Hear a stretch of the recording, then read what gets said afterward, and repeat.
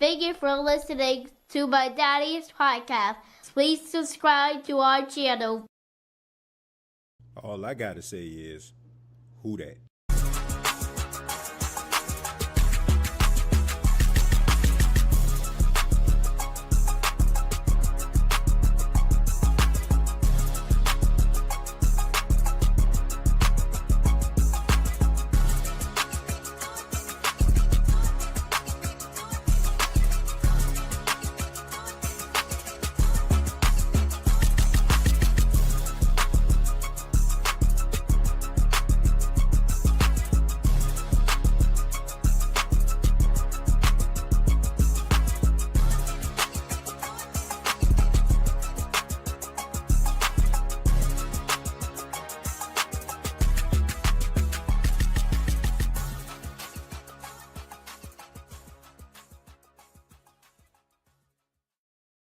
Hey, what's going on, sports fans? What's going on, Who That Nation?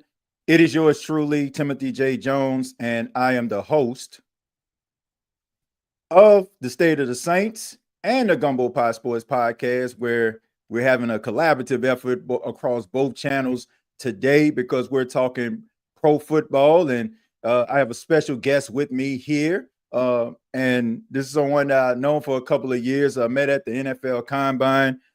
She covers the Dallas Cowboys, NFC East team, and she has a podcast alongside other co-hosts entitled Girls Talk, Boys Talk, where you can find on streaming platforms. Ladies and gentlemen, Miss Iisha Morrison. Iisha, what's going on? What's up, man? Hey, it's good to chop it up with you one more time. I know it's been a minute, but yeah, it's been a while, man. Yeah, you've been grinding out here in these streets, man. I'm like, man, all on TV. I'm like, must be nice. No. I think this past season was a busy season for me. I think when we met at the Combine, man, I was just getting my feet wet. I didn't know nothing about nothing. So yeah, it's been 2 years now, and it's crazy. I was just telling somebody the other day, like, I'm going into my 4th year. Like, this goes by really fast. Yeah, I mean, look, I was the same way. That was my very first Combine when we met, and it was pretty easy to know and following you that you know your stuff about sports. But let's go ahead and start there, Iisha. Like, where did your love for sports come from? Your knowledge of sports is impeccable, and it has to come from somewhere. So where did it come from? Man, listen, I love that question. I love when people ask me, because I think some people expect for me to say, like, somebody taught me, or I've been around football my whole life, or my brothers played. And like, I always loved football, always had a respect for the game. But I think my college years, I lived in a co-ed dorm. I lived down the hall from the football team. And I would just go by sometimes, and I would see them watching film or talking, and I pop my head in there. And then once I started, because it's one thing to like football, but when you can look at something and you can understand it, you understand what's going on, the inner workings, the game within the game, then that's what excited me. So I kind of got more drive to learn more about it. And yeah, I mean, I grew up with my uncles. Like, I loved to be able to spend time with them, but they wouldn't let me just spend time with them if I didn't know what was going on the TV. So, because I mean, Thanksgiving days, like, it gets hype in there on that side. So yeah, got to sneak off and just spend time with them, and it was my way of it was a cool way for me to connect with them that ended up turning into this. And lastly, I think God just gave me a gift, man. I don't really have a whole bunch of explanation for how I understand football. It's just a gift that God gave me, I guess. Yeah. Look, I got my love for football. I tell anybody, I got it from my grandmother. Like, my grandfather, like, he does not even like football like that. But my grandmother, and it is so crazy because my grandfather, who is a minister, and we have church around 11 o'clock, and the games come on at 12. My grandmother, my grandmother would actually leave my grandfather at church. She gonna kill me when she watched this, but she would like him home to watch the New Orleans Saints, and just her love for the game, man, just gravitated from her to me. And I just always just had that love for sports. But yeah, man, I mean, look, when you find that passion, that love for something, I mean, you just can't live without it. And you definitely have a gift. And a lot of people can check that out on Girls Talk, Boys Talk. That's my next question for you. How did that start? And what is that like, bringing something like that to life, talking about a team that you love? So crazy enough, like I know a lot of people don't know my story first on, but like I just started posting on Twitter, kind of, just dibbling and dabbling. I do not like social media. But I just started dibbling and dabbling, and then I was posting on YouTube. I posted maybe like 7 videos, and people started being like, "Who are you? Who is this girl?" And I remember one day I was just chilling, scrolling on my phone, and people started blowing me up, like, "Hey, Jane Slater from NFL Network just posted that she's looking for some women for an all-women's podcast for the Cowboys," and people was like, "You gotta do it," and so I went on Instagram, reached out to her. She reached back out to me. And before the day was over, I was getting a call from Derek Eagleton, who was our head of media at the Dallas Cowboys, for an opportunity to work on the show. What it was like for me. So initially, I will say I was a bit overwhelmed as far as like just what the star feels like. Like, unless you have experience being like in that building and just the hustle and bustle and all that stuff, like it really can't be explained for real. So I think that was a lot at first. But once I started, I was like, it didn't take long for me to know I belonged and that I had an opportunity to do something very unique and very different. So I took that seriously. They asked me to be on the draft show that year, and that's opened up plenty of doors for me. And I'm just grateful at this point. I'm grateful, but I'm not satisfied. Yeah, I mean, that I feel like when a person does become satisfied, that's when like I feel like the drive stops, that motivation stops. When that stops, it's like, man, that's a bad thing. You always got to find ways to better yourself, and you're continuing to do that. And like I said, you got opportunity to talk about the Dallas Cowboys, one of the most highly profiled teams in sports. And let's talk a little bit about that. We'll start with a topic that a lot of Saints fans may want to know about, and that's Kellen Moore. Now, Kellen Moore got his start, in 2018, right after he decided that the quarterback thing wasn't going to work out. He decided to go over to become a coach. He became a quarterbacks coach with you all and offensive coordinator, and he was there for a while. So my question for you is, what do you think about Kellen Moore from the start, and what he has become? I mean, the last time we saw him, he was helping. I'm sorry to say this, the Philadelphia Eagles win the Super Bowl. So, what are your thoughts on Kellen Moore? Don't make me throw up. In regard to Kellen, in his time here, this was his start. He was just getting his feet well, just getting some understanding. Obviously coming in under Jason Garrett. So you saw a lot of Jason Garrett's tendencies in the foundation of his scheme. But I think he really started to flourish maybe towards the end of his last year here. You started seeing him using some different groupings, using some of that creativity. And then obviously his time with the Chargers, I think, unlocked some things in him as well. I remember going to Dak the week that the Cowboys played the Chargers, and I was like, hey, man, Kellen running the ball out of pistol. He was like, no, he ain't. I said, yes, he is. I'm telling you right now.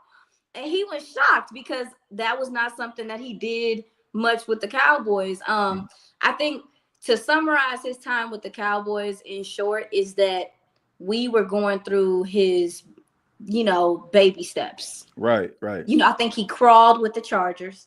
And I think he's walking with Philly and all of the weapons they have around him. And I think the evolution of his game, number one, when you coach in Philly with that offensive line and someone like Saquon Barkley, you're not going to pass the ball as much. Right. You're just not. And, and that's something that Kellen was knocked for a lot while he was here, is that he was very pass aggressive, and he's always been that way. So I think I see the maturity in him as a play caller to even look around and see his weapons and see what they do best and things like that, and how he uses Saquon as a receiver. It makes me sick that he's doing it for Philly, but I do I love this game. So I do appreciate seeing a young guy continue to develop, find his own, and I'm really curious to see what he does with the weapons you folks have there with the Saints. Yeah. Well, are you shocked though? I mean, he's 36 years old. I'm pretty sure eventually you thought to yourself he'll end up being a head coach. Are you shocked that it happened so early? A tad bit, but at the same time, we're starting to see more teams take risk like that. I mean, we've seen some of the better coaches in the NFL come from somebody that's taking a chance on them. I mean, as a matter of fact, I'm not a coach, but somebody just taking a chance on you. And if you have the talent, that's what people talk about. Sometimes you just need the opportunity, right? Yeah. And so I think I think people last year were a bit unsure about him still, especially with the state of the Chargers and things like that. I think this last year in Philly really put a good vibe towards him as a head coach and how he could handle, because you got a lot of big personalities in Philly, especially on that offensive side of the ball. And to mediate that and to be able to navigate that, I think says something to his development as a coach, but as a man, as a person as well. Yeah.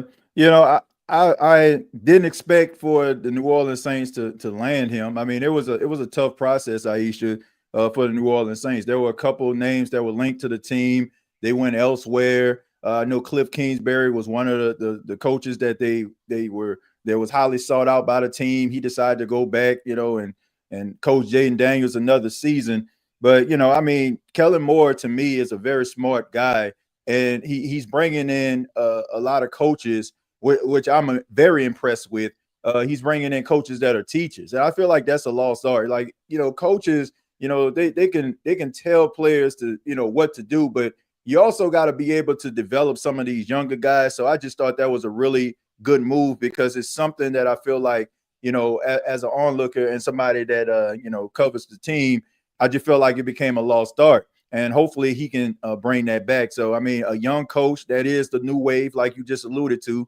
So hopefully he can kind of follow suit at, with some of these younger coaches that we're seeing that finds success. But there's something that just recently happened. The NFL just came down with a rule for the first down. I guess the sniffing of the finger for some apparent reason, that symbolizes the first down. Your guy is synonymous for that, Mr. CeeDee Lamb. What are your thoughts about this move? I mean, it seems like it has a lot of popularity. Like I said, CeeDee Lamb kind of became synonymous with it when he catches those first downs. How do you feel about this? Now, don't get me wrong. There are some celebrations that I do think are inappropriate. There are some that I do think are teetering a little bit. This isn't one of them. And it's just, when you look within the NFL, if you work in the NFL, you like, baby, y'all got so many other things to be worried about. What y'all celebrations? That's what y'all worried about. That is the only part that irritates me. Is I'm like, how can we be looking at roughing the passer? How can we be looking at improving that? How can we be looking at some of these illegal shifts and how they killed the playoffs? Like, come on. Like, we have so many other things to be worried about other than players celebrating. And it's frustrating because this game is fun for these guys. It's supposed to be fun for these guys. And I feel like so many of the rules that are in place take away some of their fun, and also too individuality. Like we talk about football being a team sport, there's a uniformity that takes place.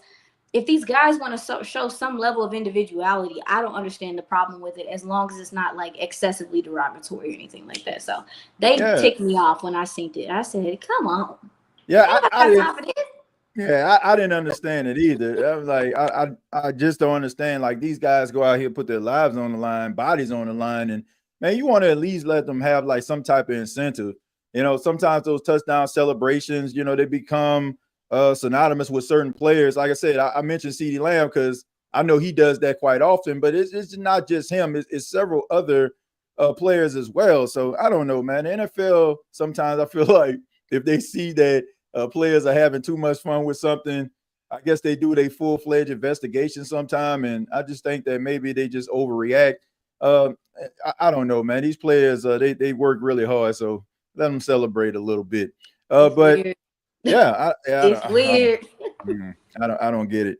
But let's go ahead and talk a little bit more about NFC East, your neck of the woods.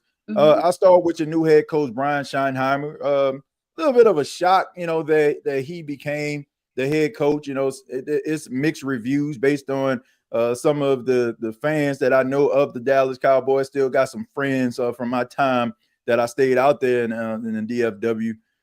What are your thoughts on Brian Schottenheimer? I mean, getting to know him. I mean, I seen a press conference with him. It seemed like, he's an energetic guy. I mean, I know, his father was a legend. And so what are your thoughts on Brian Schottenheimer as the new head coach? Obviously, it was a bit of I won't say it was a shock. It was when his name got in the mix, a lot of us weren't surprised because the Cowboys have what I like to call it spin the block syndrome.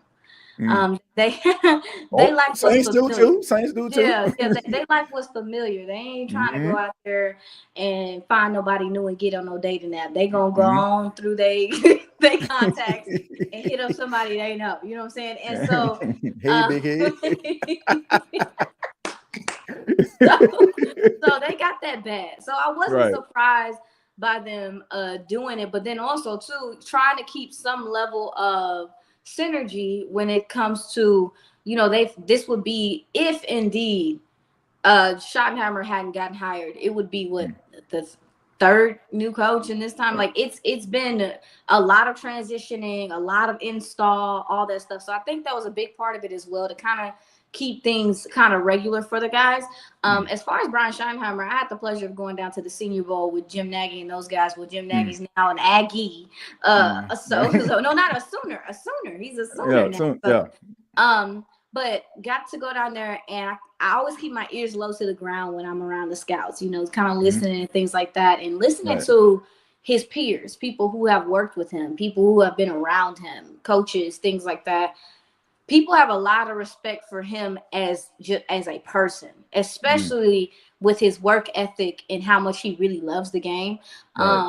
And even last year, so it sounds like, and this is no insider, this has been reported, it sounds like there were some philosophy differences between Mike McCarthy and Brian Schottenheimer at times.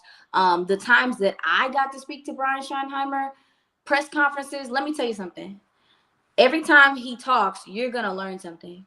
You're going to learn something. You're going to walk away from a conversation like, dang, I learned something new about football today. Very forward thinking, very open, but also too just has a deep respect for what football is. So to me, I think that's what a team like the Cowboys need right now. They need an energy boost, but they need somebody that really, really is engulfed in what football looks like right now. Not what football looked like 20 years ago, not what your grandpappy did, unless it has some relevancy, because it depends. But you know what I'm saying? Like, and I think that's something we've run into with previous coaches is that they were stuck on their system and you was going to run it. But with him, there's more of an open door policy. And I think when you look at the teams like the Chiefs, like Detroit, like they have open door policies. They have coaches that are willing to take in what these players also see across the league and things like that. So to sum it up, I think he's a forward-thinking, very personable, hard-nosed coach. And as a head coach, I think he's going to thrive. I think the guys are going to really enjoy him for real as a head coach. Do you think it was I think maybe fans look for that big name, that big splash.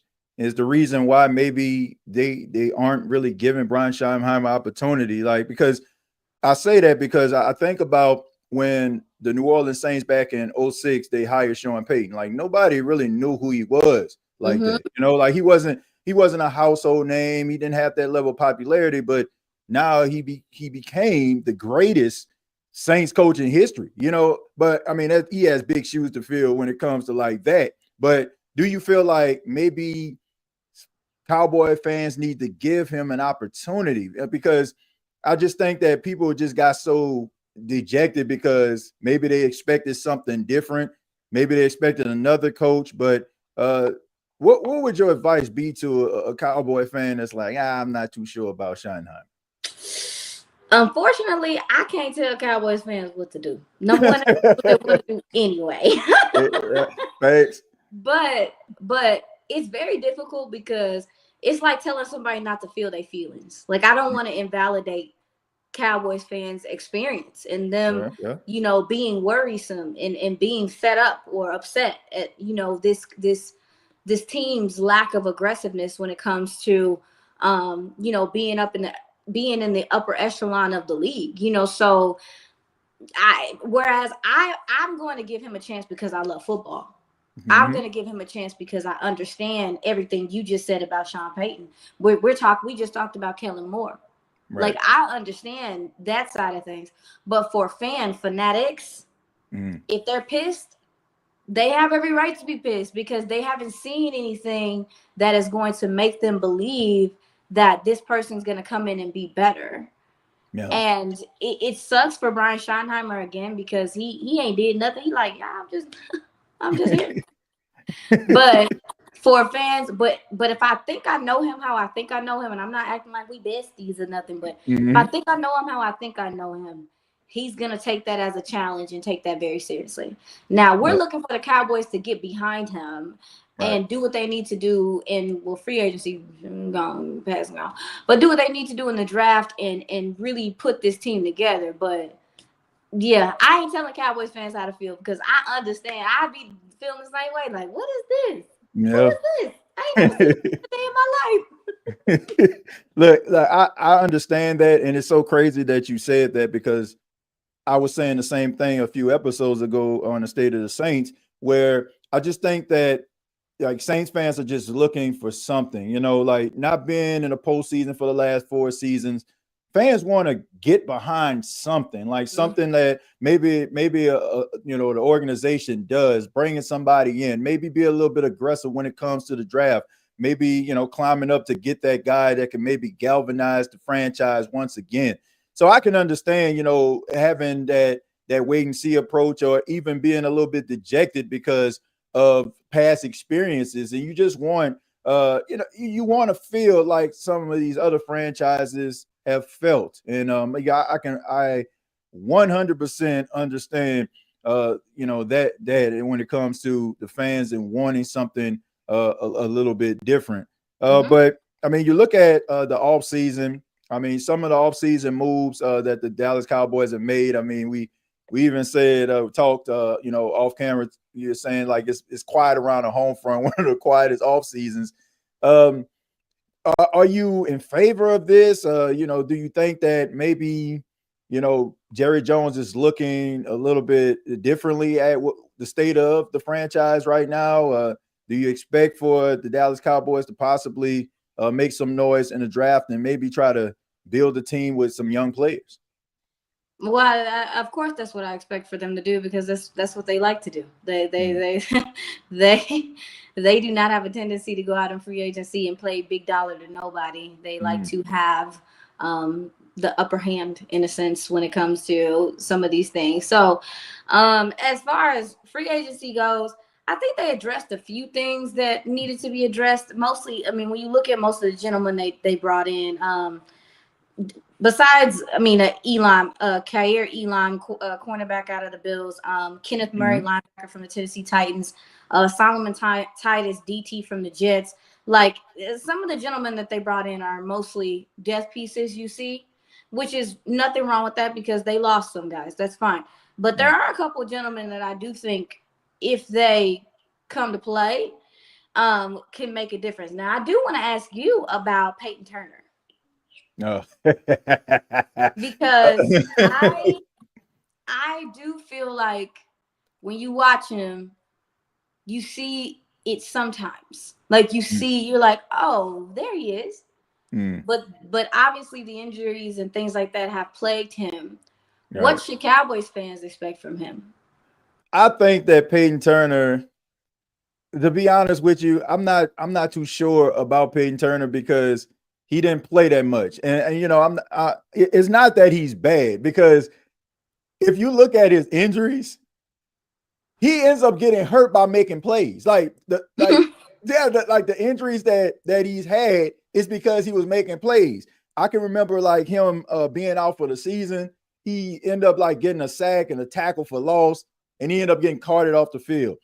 he ends up like making a sack, and then somebody rolls over his ankle or something. It's like it's like he just has like some of the worst luck. And then, by the time that the New Orleans Saints were, maybe he was like better and he could go out there and play. I mean, they pretty much washed their hands and like, oh, I don't know about this guy, and he just kind of got lost in the shuffle. I think that, his biggest battle is attrition. I think that he has talent. I think that he has athleticism, but you got to be out there and be available. I mean, I know that, he can make some plays, but, that's kind of how the Saints luck goes these days. Like, you have a player that you end up drafting and they look terrible, or they barely get any playing time, then they go somewhere else and they just become all pro. Like, I'm looking at like Zach Bond. Like, Zach Bond was on the same special teams, and he leaves and go to Philadelphia and becomes a star. So Peyton Turner has talent. He has the ability, but I just think that he just has some bad luck. I feel like he deserves a chance. I wish I can give you like, this big spiel about him, but I just think that he just needs to stay healthy. It's hard to say what he can actually be. I've seen flashes. I've seen him make plays, but it's unfortunate that every time I've seen him make a play, and I'm talking about like plays that stand out, like in his career, like a big play that mattered in the game, and he ended up leaving, getting hurt. Like, it's so unfortunate, but hopefully he can find success. If he does, I think that he can be able to provide something. Then you also get Miles Sanders as well as a running back to replace Rico Dowdle. Is he on the team as well? Yeah. So actually, no. The gentleman that's replacing Rico Dowdle to me is going to be, well, number one, they still got to draft a guy. Mm-hmm. Regardless, I don't care. Ashton Jenkins, maybe. Yeah. Don't play with me, Dallas. Like, and then Javonte Williams, the running back from the Broncos. Dealt with the ACL. Came back. One thing that I noticed when I looked within like the Broncos film was, number one, how they were running the ball, not conducive to what he does well. Also, too, they were very pass heavy because they're playing from behind in a lot of games anyway. But that offensive line scored so high. When you go look within the stats, you go look within there, it's that offensive line is going to look fantastic, get pass blocking. They're getting significantly more pass blocking reps than a lot of other teams because they ain't trying to run this ball like that because they playing from behind a lot.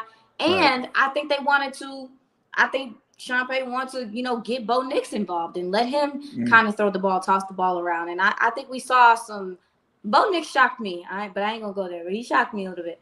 But Javonte Williams is a gentleman that I think is kind of in the same realm as a Peyton Turner. Not fully the same because he only had one serious injury, but a guy that people are like difficult to tackle, running down hills, super powerful, has some elusiveness in the open field. You know what I'm saying? Like, very physical. Okay, well, can he stay healthy? Is he gonna are we gonna see shades of who he was coming up this year? I think if he's only 24 years old. I think if he gives you something, then it changes the conversation of the team to me. But with Miles Sanders, I think Miles Sanders is here obviously as a veteran, but he's a gentleman that I think would be rivaling with Deuce Vaughn because of the skill set. I think the skill set is similar. So I'm like, okay, that might get kind of weird, but we're just gonna, So I am curious to see what this running back room becomes because with Clayton Adams coming over from the Cardinals, as the OC, and his run scheming ability being the way that it is, I think he can have some fun with some tools if he has enough. Yeah, I like what he did with James Conner out there, and I mean he did a really good job, man, at establishing a run out there in Arizona. Because I didn't think James was that good. Yeah, I mean he showed flashes with the Steelers, and I don't know what it is. It's Arizona, so a lot of people kind of don't really pay that much attention to the team. That's but fair. That's fair. every time every time I watch like on like a Red Zone channel or or the game is on, I mean he goes out there and he makes plays. I like him. I just think that when you're looking at these running backs, you want them to have like certain like special qualities that make them stand out, like like Saquon, Bijan. Those are the guys that that people like kind of regard. Jahmyr Gibbs is another, but I think that he gets the job done.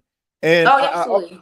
And I also think like knowing Sean Payton and understanding like his offensive philosophies, you're never going to be a bell cow back in Sean Payton's offense. Like he's always been a running back by committee play caller. Like that's just the way that it is. And I agree. I don't think that it fit Williams' skill set. He's more like that running between the tackles. He gets stronger as the game go on. So, yep. So hopefully they can get that. Hopefully he can get on track, because when he gets high volume of carries, like you'll see, like he'll make some plays. I think that's a good addition.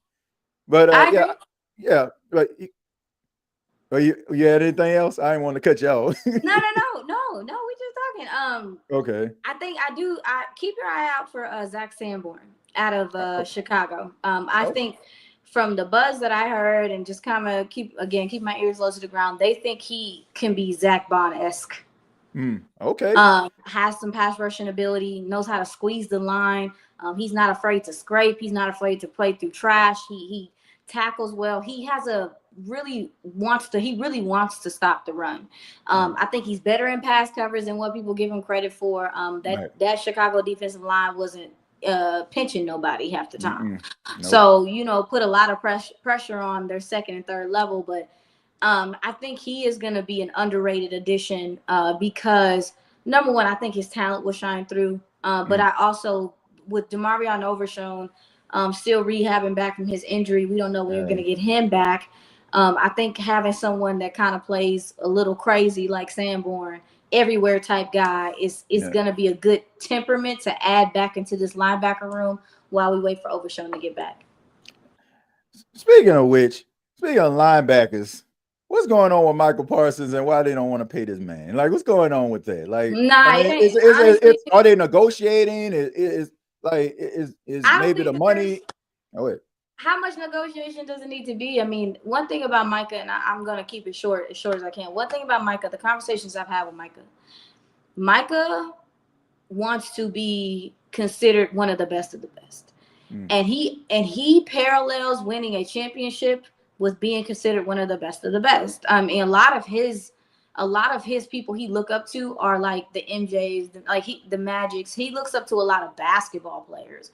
So with that being said, we already know what rings mean over there to them. So he wants to win a championship, and he's come out multiple times this offseason and during the season saying, I want to get paid how I want to get paid, but I am willing to do what I need to do for us to sign people back, for us to team build, for us to do these things. Now his agent might be saying something different. That's fine. Right. But he has earned that money. That's the thing that people get mixed up, is that when these guys get contracts, those contracts ain't for the future. Those contracts are about what they have done already to that point.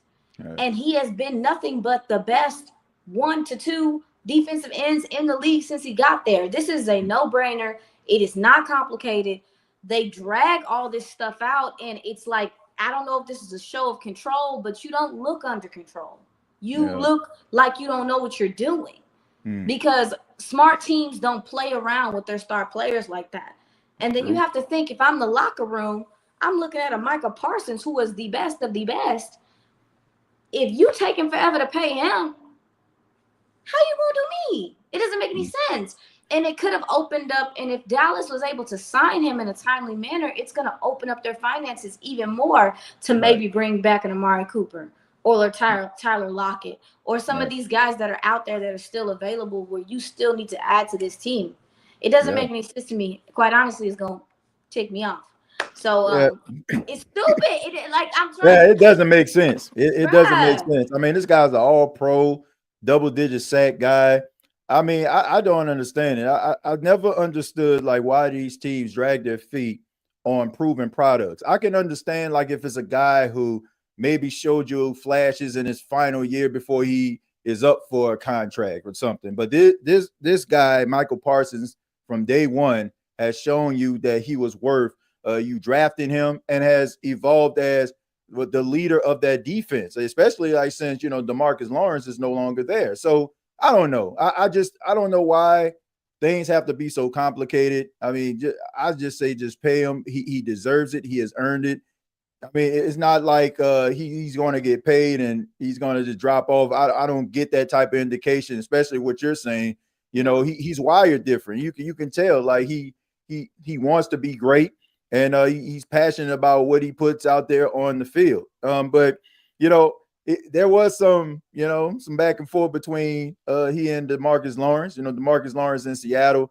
I asked you about that. And you said that was just how DeMarcus Lawrence is. But how do you feel about him, making those comments about the Cowboys, saying that, they don't look like a team that will win a championship? I mean, D-Law's been here. He's just saying what a lot of the fans feel like. I mean, and again, like Micah, fierce competitor, takes this very seriously, intends to bring a ring to Dallas. Right. Yeah, he ain't ever gonna take that. Like he ain't ever gonna. He's not gonna feed into that. He's not gonna believe that. That's not who he is. But DeMarcus Lawrence, who's been here for over a decade and has seen the way that the team doesn't attack free agency, how they rely on the draft, how they handle contracts, how they handle coaches. I mean, just everything. He's seen it. So to him, he's entitled to his summary of what the team is. But Mike is just getting started. So he's forming his own thought process or whatever. But also too, DeMarcus Lawrence is a very strong personality, and he always has been. Mm-hmm. And I do think that those two were on opposite sides in different things for a while. So I'm not surprised. And like that's another thing about football. Do you like everybody you work with? Nah. That's what I thought. I don't understand this like thought process that everyone thinks that a football team is always going to be heart shapes, rainbows, clovers, and balloons. Right. These are some of the most fierce competitors we have in the world. Right. They ain't always going to get along. And I think that's just kind of happened with those guys. So good for DeMarcus Lawrence to get a fresh start. But Micah is taken very seriously, becoming the leader of this defense. And I'm kind of excited to see him in that role and how he handles it. Yeah, I think that he is emerging not only to be a leader in the Dallas Cowboys locker room, but I mean, he's becoming one of the faces of the NFL. I mean, he has like a really popular podcast a lot of people pay attention to, and I just think that what he says always seems to make its rounds, and that doesn't happen if you haven't established yourself on the field. So I just think that he's becoming one of those voices, and I don't make no mistake about it. When you stand up and stand on business for your organization and team, your teammates, they look at that, and that makes them believe that they have a leader that they can actually follow, not just by his production, but also just off the field, having their back and supporting them through thick and thin. So I salute him for that. My final question for you is just about the NFC East. You see the Washington Commanders seem like Jaden Daniels is the real deal. Philadelphia, they just won the Super Bowl. Dallas and New York, I won't even put them in the New York category, but how does the Dallas Cowboys, how do they get to that point? Like, what do you think that they need to do, in your humble opinion, to maybe be lock and step? Because I mean, a few years ago, let's not just act like they just fell off completely. They were in the runnings, winning the NFC East, and even beating the Philadelphia Eagles, a team that looked pretty dominant down the stretch. So what are your thoughts on Dallas, and how can they get back into this race again? For me, I just think that they have to take it seriously. I mean, I know that sounds very like surface level, but look around you. Yeah. How much more? I mean, your division rival, your nemesis, has won the Super Bowl twice in the last 10 years. Yeah. The team that your coaches literally jumped ship, went to another organization, put them in the playoffs for the first time in however many years, and that team looks like a real contender. I mean, shout out to Dan Quinn and Joe Witt and those guys, because they saw a prime opportunity to build that team up with free agency and all that stuff. So I expect for Washington to continue to improve. I expect for Philly at the very least to stay the same. because they brought their coaches back for the most part, except for Kellen Moore. Yeah. Dallas has to look around and see that the rest of the NFC is surpassing them and go do something about it. Because ain't nobody gonna come hold your hand or do anything like they. And I don't think that they got off to a good start in doing that with how they handle free agency. Yeah, I just don't understand like some of these organizations that they just fall in line and just fall in love with the status quo. Like I don't have a problem when you see a team like find success by maybe thinking outside of the box and becoming a little bit more creative. I just think that a lot of teams end up falling flat because they want to maintain that certain standard. But if you see something that's actually working, I'm not saying just turn completely into that team because that would become like disingenuous and become not authentic. So be yourself, but at the same time understand that the wheels are going to continue to turn and the NFL is evolving, and you got to make sure that you're evolving with time. So hopefully, your Dallas Cowboys can get back into those double-digit wins and be able to get over that hump. I know that Cowboy fans as well as yourself would love that. You see my face? Yeah, I got you. You got your fingers crossed. But no, all the hey, I guarantee you have a bunch of people in the chat that love the New Orleans Saints and love these other NFL teams that be struggling. They feel the same way. Fingers crossed, but at the same time, like, come on, man, you got to give us a little bit of something, right? Let's go.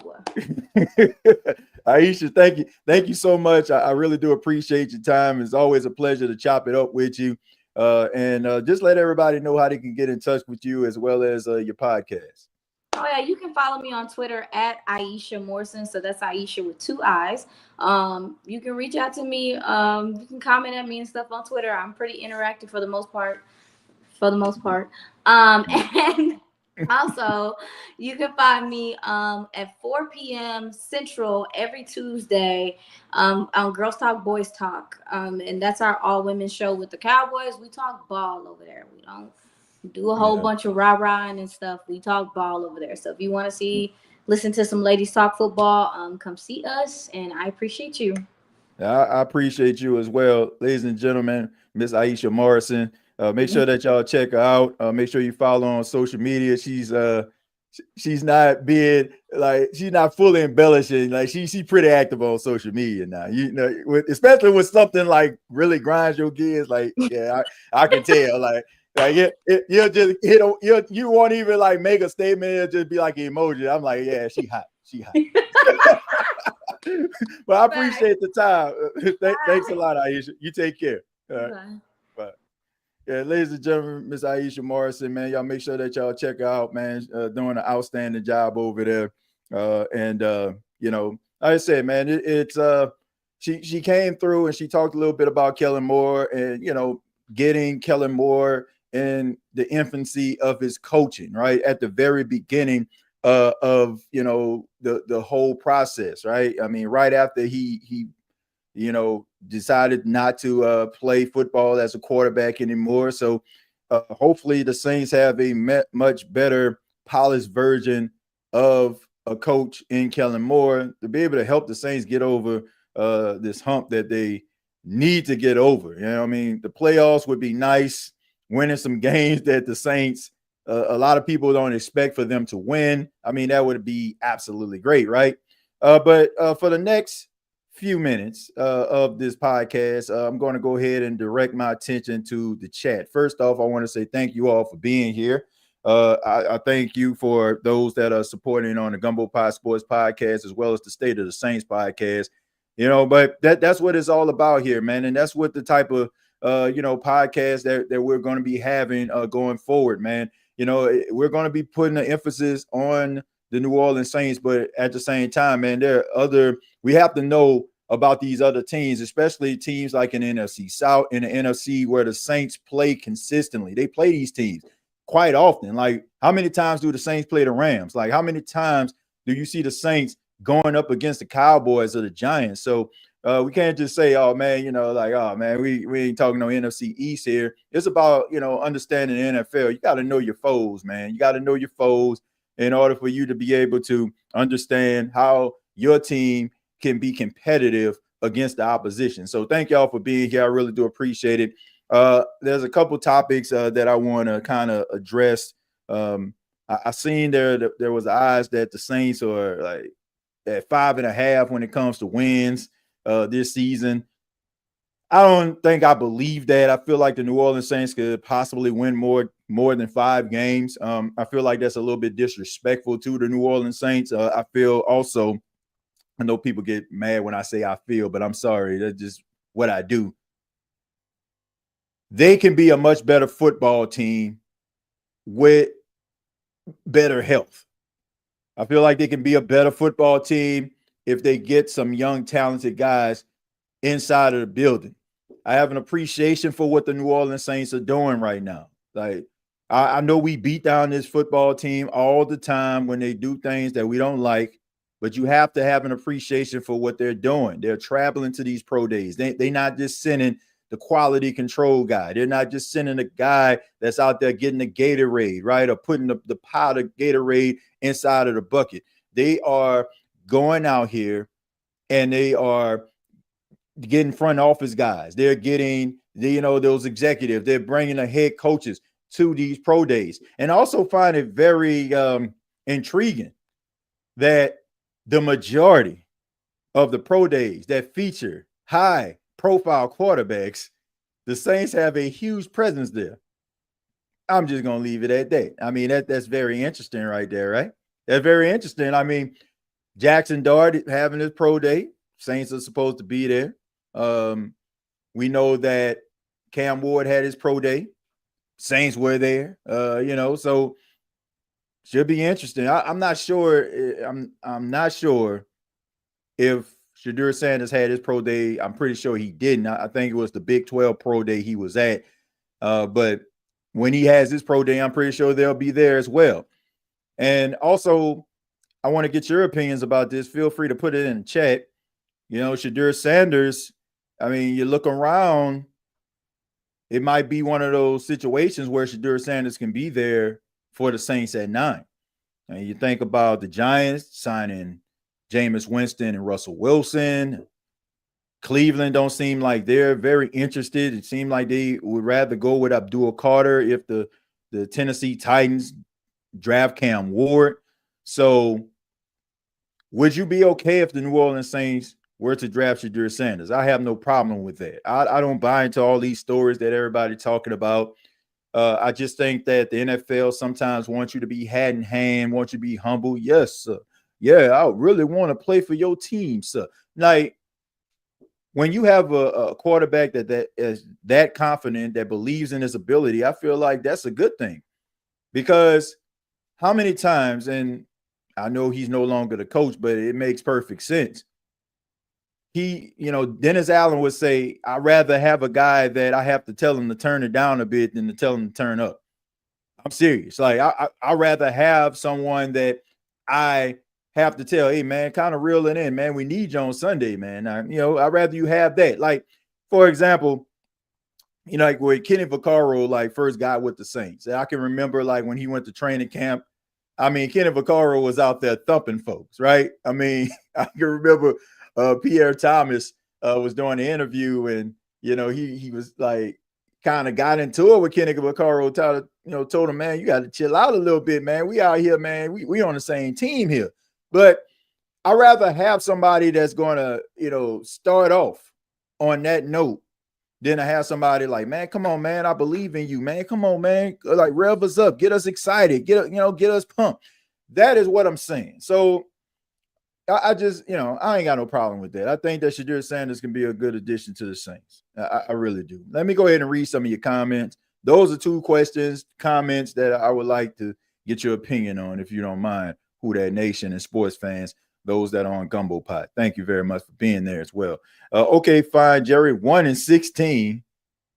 Josh, good and God doggone well. The Saints ain't about to go no 1-16. If that's what you're saying. No way, Jose. TJ, does the Brandon Cook signing change the draft strategy at 9? Keen Arthur, first off, man, Keen Arthur, I've seen your videos, man.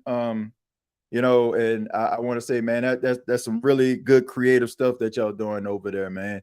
I got to get down there.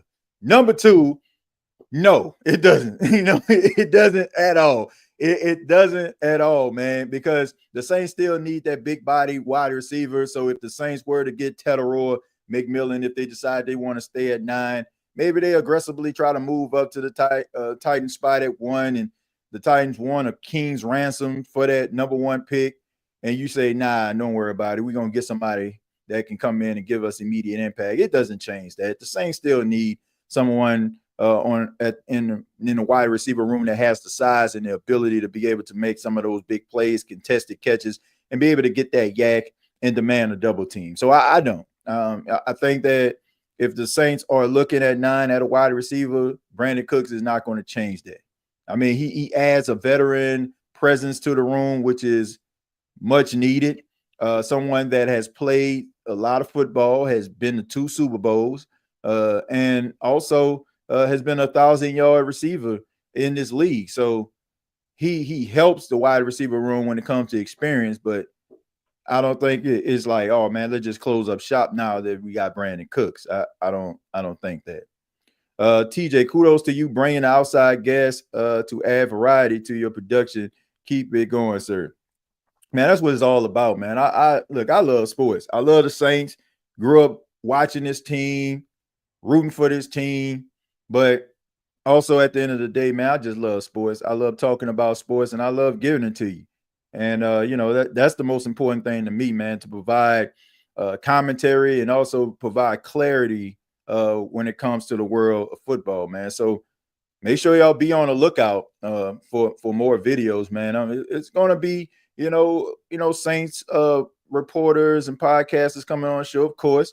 But we're also gonna have podcasters and reporters from other teams as well. So I want y'all to be on the lookout, and please support the channel as we grow, and try to provide context, not just just Saints, but just entire NFL, especially when it's teams that play the Saints quite often. Mickey Loomis at Pro Day is a waste. I don't know if it's a waste or not. I don't think that it's a waste. Mickey Loomis is rather it's for, in my opinion, maybe a little bit more proving people wrong, more so than actually improving the team. Whatever he gets motivated by, I don't care. Like, as long as it's different, like long as you're trying to go out here to do something, maybe that's unconventional. Maybe, you're looking a little bit more harder at players. Maybe you don't have that mind frame like you once did, and maybe he didn't. Like, you got this whole thing figured out. I know what I'm doing. Like, you are out there in the trenches trying to figure this thing out.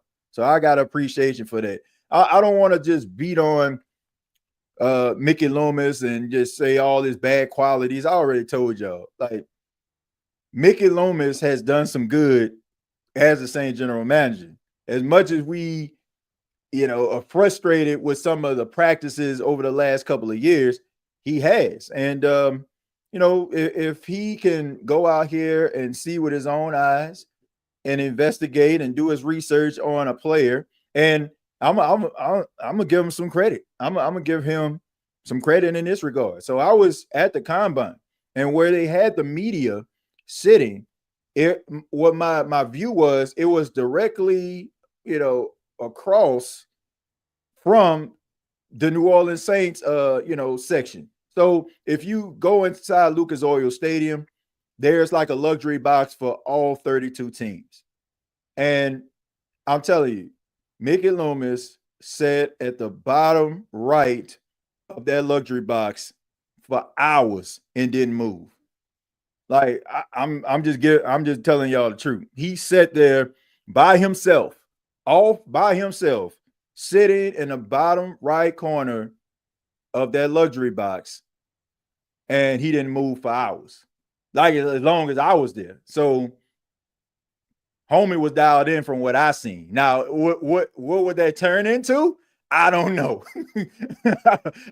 I don't know, y'all. I don't know. Hey, how you doing? Hey, there we go. I don't know what that's going to turn into, but I do know I give him credit in that regard. He didn't move, folks. He didn't move. So I give him credit for that. Alfred, thank you very much for the 199. Says, if we draft the quarterback first round, do he start immediately? Well, that's a good question, Alfred. That's a good question. I don't know if he'll start immediately, especially if you have Derek Carr, but who knows? I mean, New Orleans Saints might end up, maybe doing something a little different than what a lot of people may think that they're going to do if they get that quarterback. I don't think it's a coincidence that they go into all these pro days of high-profile quarterbacks. Like, they're going to pro days, but those pro days, they don't have everybody there like they did in Miami, like they're supposed to have at Ole Miss. I'm pretty sure they're going to have in Colorado. So I don't know, man. That's a good question. I mean, who knows? The Saints draft a quarterback in the first round. Who knows? Derek Carr might get a little bit upset about that. Might, ask the Saints to maybe move on from him. I don't know. We'll see. We'll see, man. But if you can get yourself a quarterback with the 9th pick and he goes out there and he gives you some levels of production, he shows you some promise, I think teams will be willing to eat, take a cap hit. They'll be willing to do that if that quarterback, changes their misfortunes. So we'll see. That's an interesting question, Alfred. I wish I can give you a definite answer, but I can't. I think that if he goes out there and the Saints see like him in OTAs and rookie mini camp, and he out there just slinging that thing across the yard, and he's putting velocity on it, accuracy on it, might make it a very, very, very tough decision. True brother TJ Jones about new head coach Kellen Moore. Yeah, I think that, sometimes, guys have to grow, have to develop. Sometimes the light comes on earlier for others than they may do for someone that, on the other side, right? So he just needed some time. He's given him an opportunity, and let's see what they can actually do. I'm talking about, just coaches. Like, sometimes those coaches, they just need opportunity and they hit it out of the park. And then there are coaches where it just seemed like, I don't know if he's going to end up being that head coach. And then the next thing you know, he finds it. Rather, it's looking within himself. Maybe it's going back watching film. Maybe it's the way that he approaches the game. But whatever it is, they seem to find it. So hopefully Kellen Moore can find it. I mean, we know that it exists because we saw his offense be pretty dominant. Now, they did have the best offensive line in football, best running back in football, and one of the most dominant wide receivers in the game. But, I mean, who knows? I mean, if you get the right coaches in the building and they develop these players, you too can end up having a very formidable team. It's all about who you're drafting, the coaches, and how they're developing these players. We know that has been the issue for the New Orleans Saints. It's just player development. It's finding the right pieces that fit your puzzle. My uncle, I have an uncle that loves puzzles. He does like these 500,000 piece puzzles, right? And he sits down and for hours and just put these puzzles together. And, he don't try to fit like one piece into there. You don't see him really getting frustrated. And, that the piece don't go there, that piece don't go there. And then the next thing you know, I mean, it's just this great work of art. I just think that the Saints are finding talented players, but they just don't fit the Saints puzzle board. Like, it just doesn't. You got to find pieces to this board in order to make this puzzle make sense. And I hope I'm making sense. Like, if you have a outside linebacker coming out of college and he played outside linebacker and he did a really good job at playing outside linebacker, I'm not going to try to move him to safety. I'm not going to try to put him hands on the ground and all that kind of stuff if I know that he's not an edge rusher, but he's sideline to sideline. You get what I'm saying? Like, I think the biggest issue is you're trying to make things work. I just think that it works or it doesn't. And I just think they need to come to grips with that. From time to time, you'll find guys who end up filling a role. Oh, I think I can do this with him. I mean, we seen it. We seen it in Taysom Hill. Taysom Hill was a quarterback. Now Taysom Hill's a tight end, running back, fullback. It works sometimes. But in other cases, you just got to believe what this player is showing you coming out of school. Like Zach Bowen was a hand on the ground, pass rushing linebacker. The Saints tried to make him something that he wasn't. And he didn't thrive. And I don't feel like it was his fault. You're asking someone to play something that they're not used to, and you want them to get it right away. I don't feel like that's fair. You can't just look at the player and be like, he's not good enough. Maybe what you're asking him to do isn't for him. As we can see, that was pretty much the case. Big Valley says, TJ, if you really believe in Cam Ward, what would you actually give up to get him? Or do you just stay at 9 and wait till next year to get a quarterback? Big Valley, that's a good question too. What would I give up? I mean, look, if you feel like Cam Ward, I'll answer it this way. If you feel like Cam Ward is a generational talent, if you feel like Cam Ward is going to be a franchise quarterback for the next 10 or 12 years, you just do what you have to do. You have to bite the bullet. I said on the last episode, if a plan ends up working, nobody cares how that plan came together. Nobody cares what you had to sacrifice in order for that plan to come into fruition. Nobody cares, right? Nobody cares. It only is a bad idea when it doesn't work. Super Bowl 44, Sean Payton called ambush. He looked like a genius. Why? Because it worked. If he would have called the onside kick and the Indianapolis coach would have got the ball back, everybody would have been wondering what the hell is wrong with this moron. I mean, that's just the way that it goes. So if Cam Ward is worth the sacrifice, I guarantee you who that nation would not care what you had to give up. It will only matter if Cam Ward doesn't turn out to be what you want him to be. But here's the other part of your question. Now, this is my personal opinion on this. I would stay at 9 because 9 is a really good spot. 9 is going to get you a really good player that can possibly be a generational talent. It may not be at the quarterback position.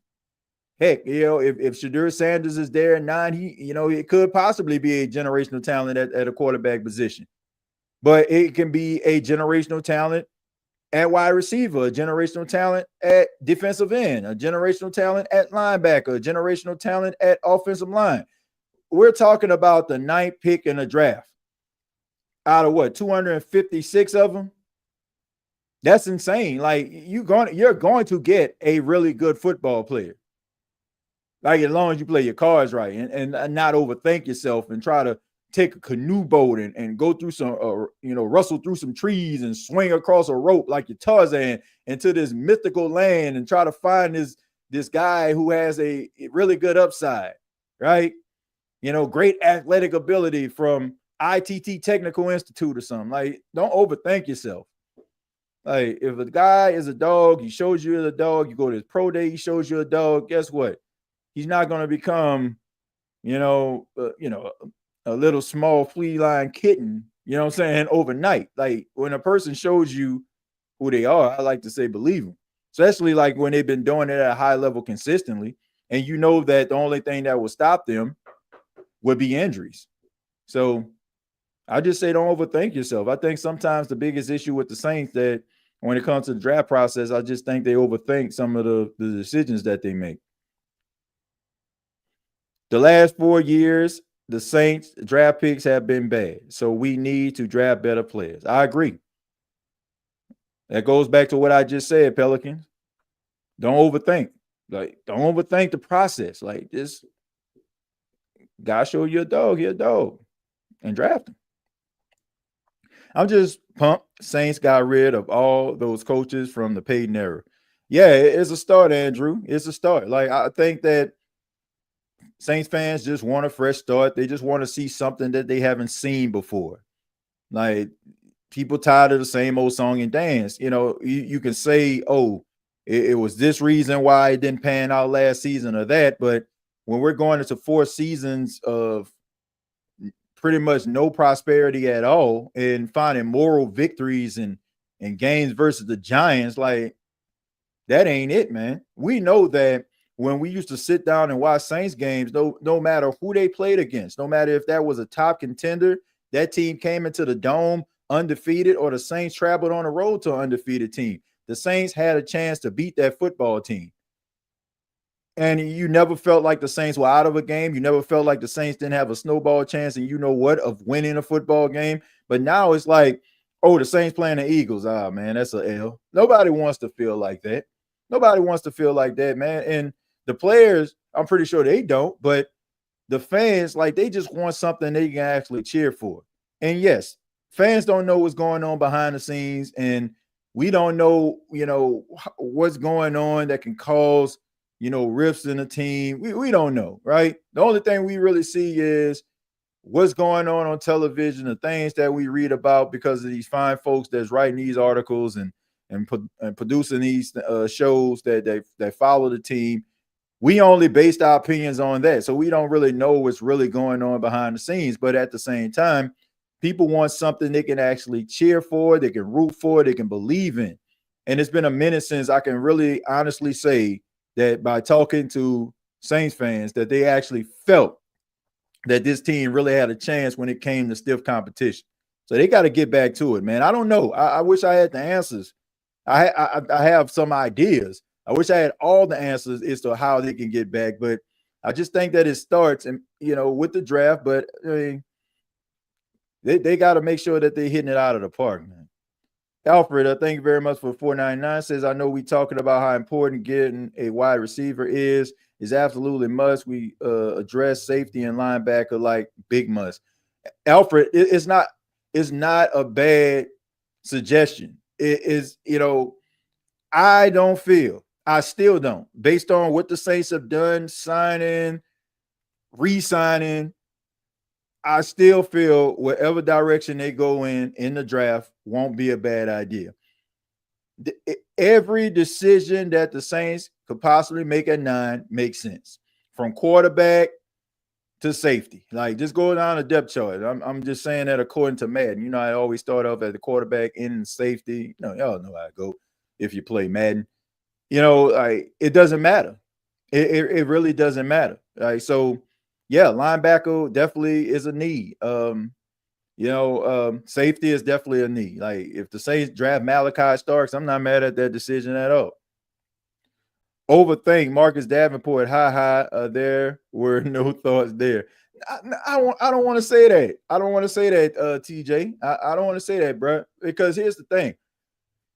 Marcus Davenport was ranked really high. A lot of people thought that Marcus Davenport was going to get drafted like in that spot. Like, that wasn't a shock at all.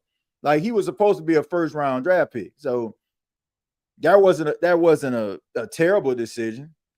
I think it was a decision where the New Orleans Saints did possibly overthink it a little bit. I think maybe they could have went with someone else.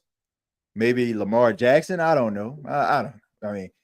I mean, whatever happened to that guy? Whatever happened to Lamar Jackson? I already tell y'all, man, I will never forget when Marcus Davenport was drafted.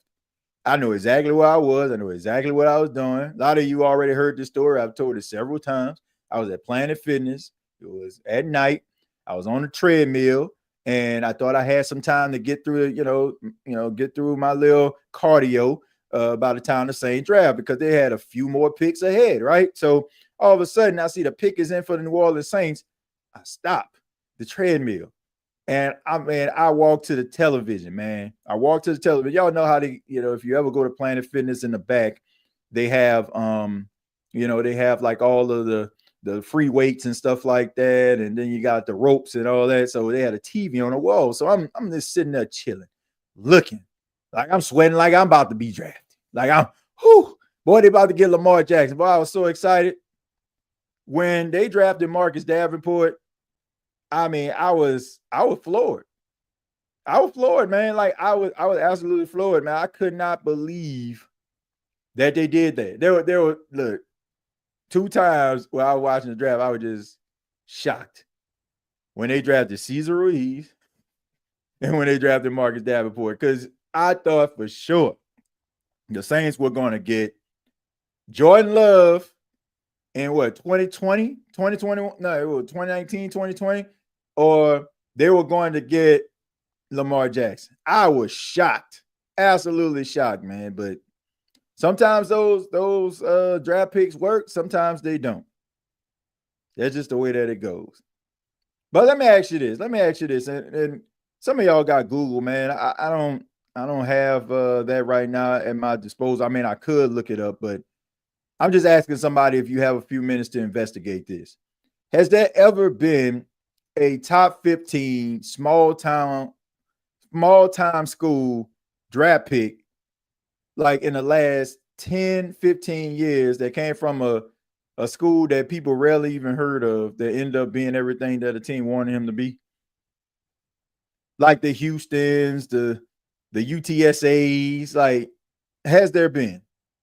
I mean, I'm pretty sure there's been somebody, but I'm just saying, like, can you think of somebody, even if, like, maybe you don't have to Google this. Can you think somebody out of your head right now, like right in your mind, that just gonna pop out and just, oh, he came from a small school, he was a top 15 pick, and he ended up being like really, really good? That's a good one. That's a good one right there. Khalil Mack. Yeah, Khalil Mack went to Buffalo.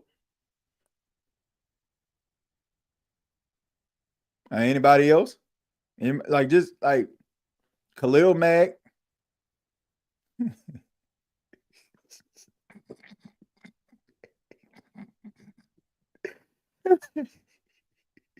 I said in the last 10, I said the last 10 years. Like, yeah, look, I'm pretty sure in the sands of time, like plenty. Like, oh man, we don't even need to go like Jerry Rice, Steve McNair. Like, look, we know that. I'm talking about in the last 10 to 15 years, like somebody that's right now, like in the league right now, in the last 10 or 15 years came from a small school that, like, took the league by storm. Like, yeah. I look at some of these great players. I just look at the times and how people was evaluating talent back in the day. Ryan Fitzpatrick, he went to Harvard. I mean, journeyman quarterback. I mean, he started a couple times, but never really had stability as a starting quarterback. There you go, Marcus Colston. Good one. Matt Hasselbeck. I would say Colston. Here's the thing. I want to make this clear, right? I don't want to keep on moving the goalposts, but I want people to understand where I'm coming from. I'm talking about somebody that came from a small school in the last 10 to 15 years who made a huge difference on their football team. I ain't talking about like somebody that just got thrust in there and threw 400, and then the next week they threw for 100 yards and 2-3 interceptions. I'm talking about somebody that consistently gave you like top-notch football. Like Marcus Colston, that's definitely one. That's definitely one. See, Corey Davis. Come on, man. Randy Moss. There you go. You know, Randy Moss coming from Marshall. Yeah, that's a good one. Somebody that gave like immediate impact. You know, that's somebody. Yeah, okay. Mahomes went to Texas. That's a good one. Now that's a good one right there. Thank you for refreshing my memory, because what I'm saying is there is hits and there are misses. To me, there are more misses than hits. And I just think that more proven products, like it's not that I'm just poo-pooing on small schools, because, man, trust me, I advocate for these players to be like that go to schools that, that aren't very, sought after universities. Like I went to one. I went to HBCU. I went to Jackson State. Right? I mean, you got McDaniel out there, the cornerbacks / safety. I mean, he's out there. I feel like he should be drafted. I feel like Herb Mulligan needs to be drafted. I don't understand how Herb Mulligan, who was the SWAC player of the year, went for over 1,000 yards, just was absolute beast on the field, didn't even get an invitation to the combine. But all I'm saying is, like, if a guy played at a high level, University of Georgia, Alabama, LSU, they played on some of these bigger stages. They played in some of these bigger moments. I don't feel like the lights are going to be too bright for him. Like, the biggest issue I feel like is the transition.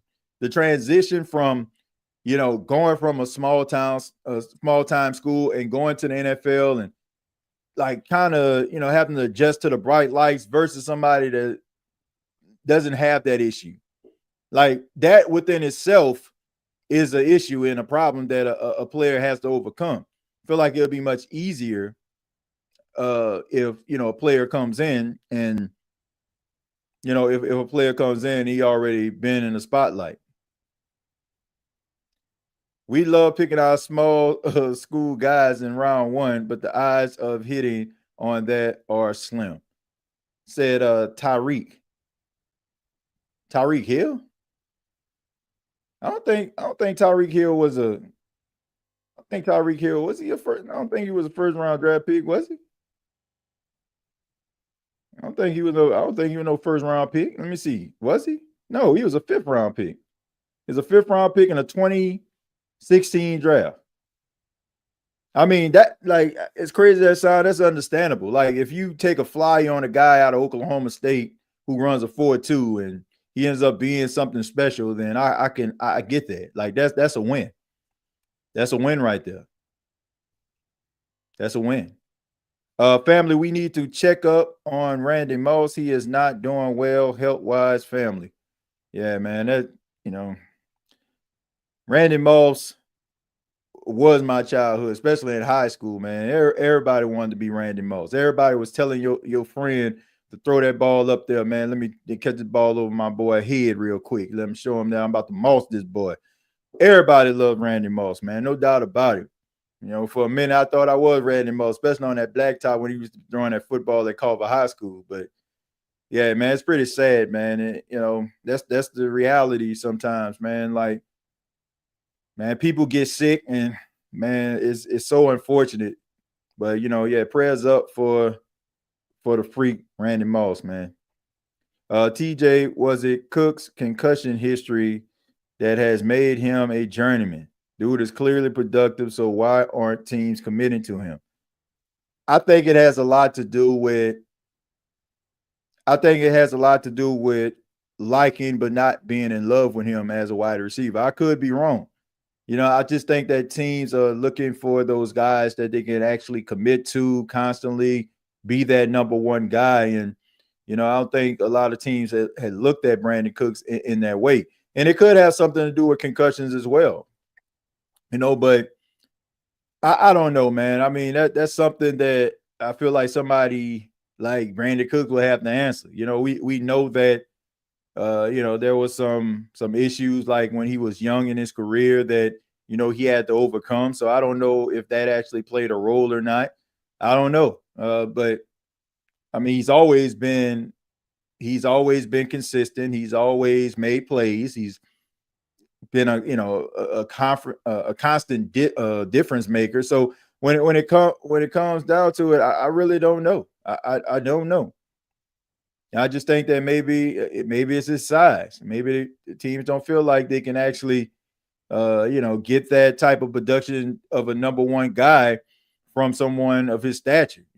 So I mean, not too many people. Ironically, we just talked about it. Not everybody is Tyreek Hill can be as small in stature as he is, and be able to make plays like he does.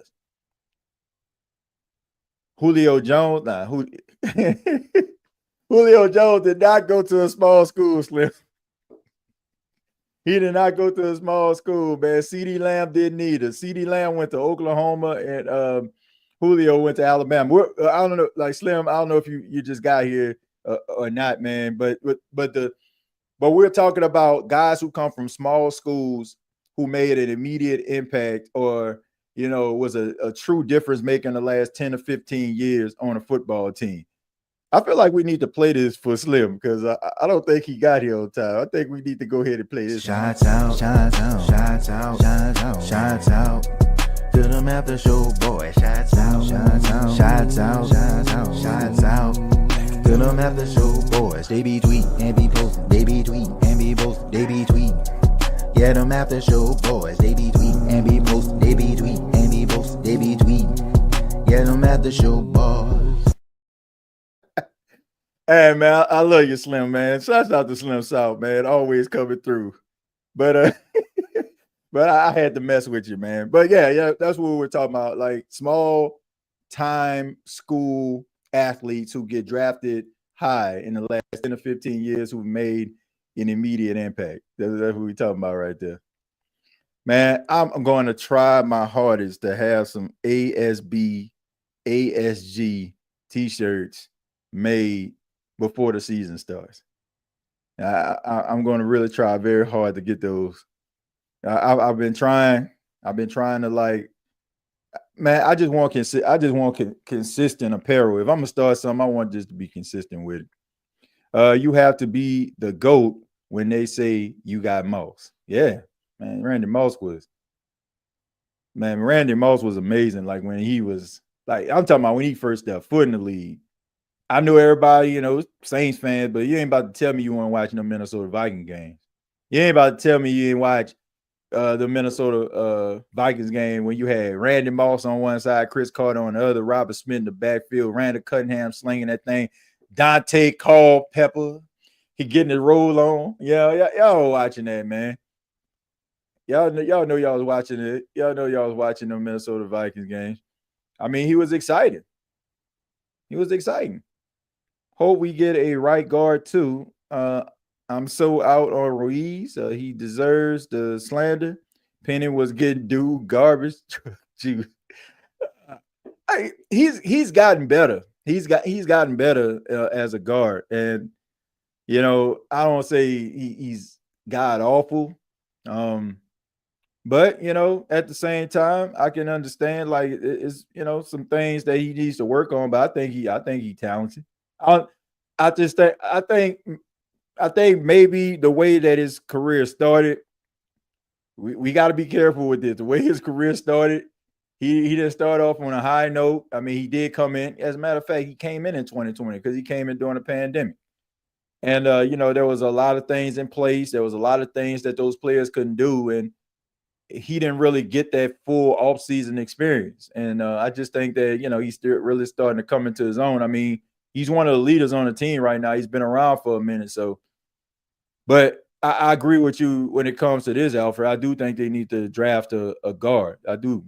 Not just, talking about just replacing Cesar Ruiz. I think that he's still a starting guard, but there's been so many injuries. And also, man, guys are starting to get, up there in age and getting older and stuff like that, man. Or maybe you got players that may not end up being everything you want them to be.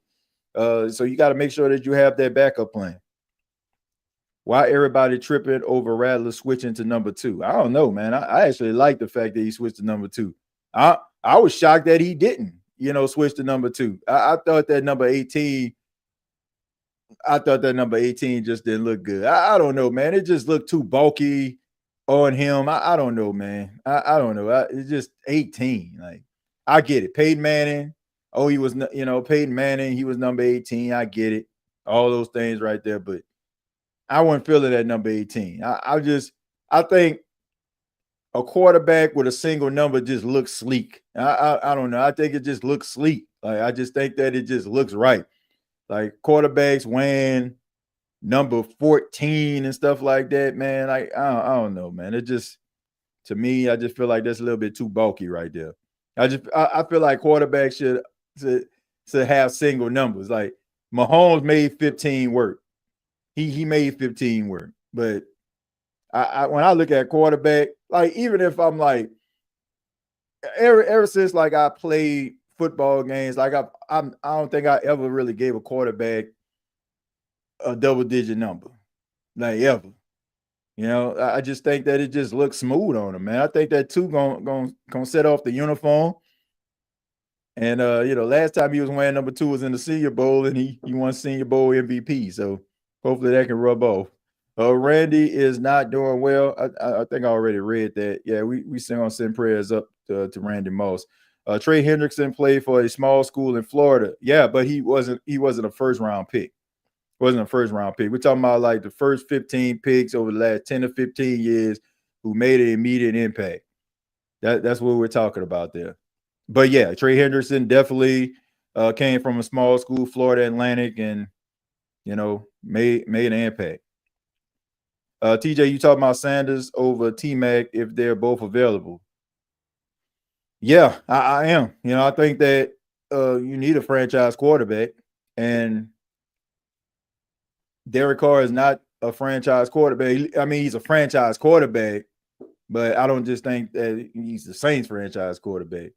I mean, when it comes to the depth chart right now, he's the Saints franchise quarterback. But if we're talking and having this conversation, King Arthur, in the next 10, well, I don't say 10 years because he ain't gonna be that long. The next 2 to 3 years, there we go.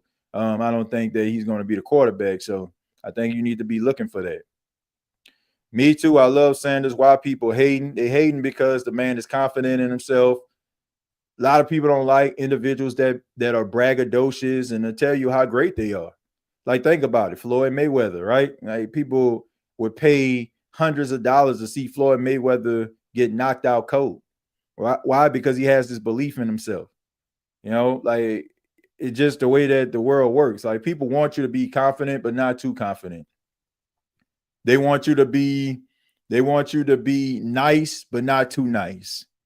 They want you to be approachable, but not too approachable. You get what I'm saying? Like, they want, like, I don't get it, man. I just feel like at that position, you need to have confidence.